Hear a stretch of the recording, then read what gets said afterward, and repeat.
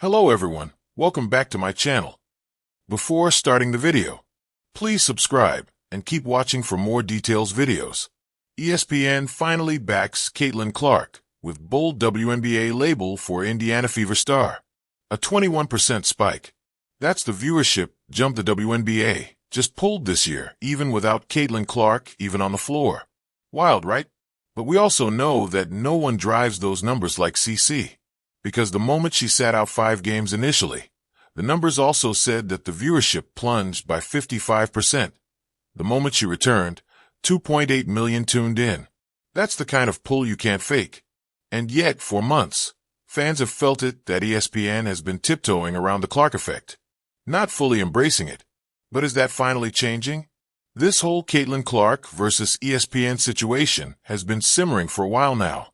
It all flared up again after ESPN dropped a 2025 draft viewership stat graphic, but conveniently compared it to 2023, not 2024. Naturally, fans were confused. Why skip over the most relevant year, Clark's historic draft? But now the ESPN crew weighed in after Sophie Cunningham, now stepping into the media space with her no-hold-barred podcast, Show Me Something, got especially fired up while talking about Clark. You have seen players in our league try to toughen up Caitlin even when I wasn't on the team, Sophie said, calling out what many fans have felt but few players have voiced. I know the talks that Phoenix had in the locker room like, no, we're going to show her what the W really is. You know what I mean. Cunningham acknowledged that every rookie goes through a certain level of physicality and welcome to the league treatment, but she noted that with Clark, it's clearly been more intense. Now that she's sharing the court with her in year 2, even Cunningham finds herself questioning why it still hasn't let up. ESPN's Ramona Shelburne chimed in, saying, some of that is just hazing. However, she admitted, some of that is exactly what Sophie said. But I also think that she's defined herself as the enforcer now. And I think the fact that her teammates have her back, and they're going to stand up for her, is what they've been waiting for. It's no secret that the way veterans have treated Clark has been a constant point of debate. From Chindi Carter's infamous shoulder check away from the ball to the string of rough fouls and consistent physicality. The numbers back it all up. Clark drew 17% of all flagrant fouls last season, more than double the next closest player. And nearly 12% of those came from one team alone, the Chicago Sky. She averaged 4.2 fouls drawn per game in her rookie year, third highest in the league. And this year, the physicality hasn't let up one bit.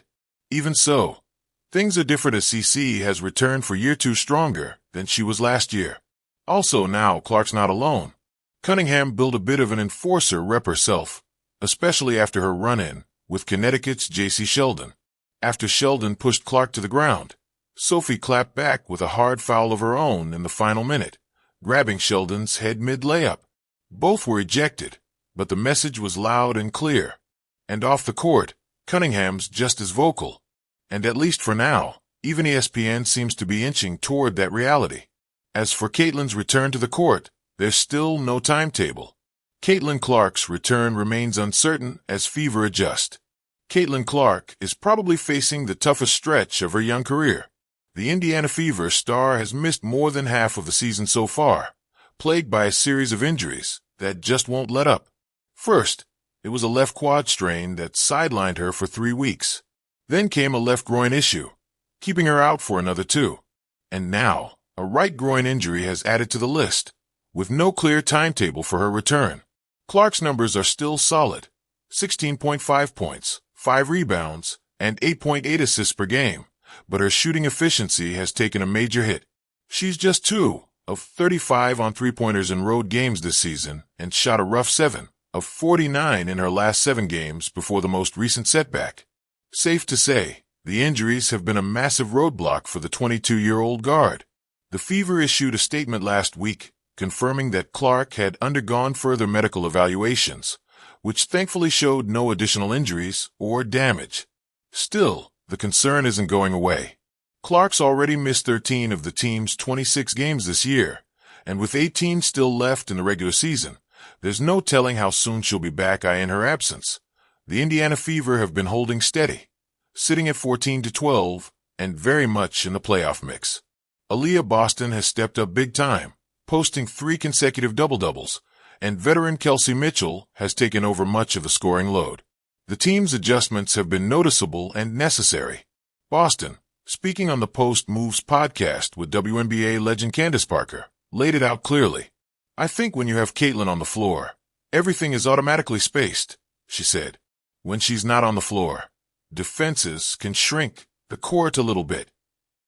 For CC herself, while her competitive fire remains, the mental and physical toll of back-to-back injuries has been a new challenge. "This is the first time I haven't felt like a young body that can run around and sprint every day," she admitted. "Being a professional athlete, you really have to take care of both your body and your mind. It's been a journey learning about that."